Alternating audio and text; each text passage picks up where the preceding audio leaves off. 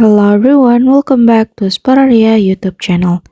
Alright guys, so in this video I would like to share you a tutorial on how to fix Google Play Store that has stopped on Poco C65.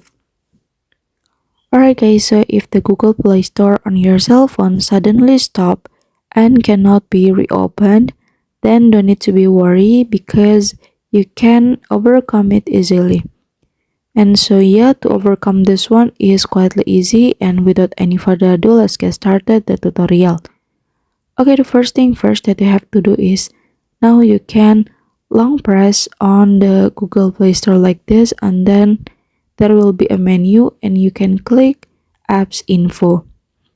And then now you can click for a storage, and now you must clear all the data.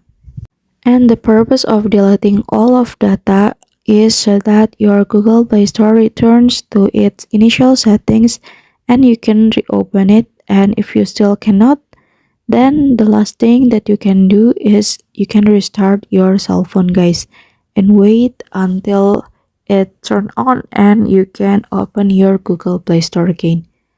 Alright guys, so yeah, here's the tutorial on how to fix Google Play Store that has stopped on Poco C65.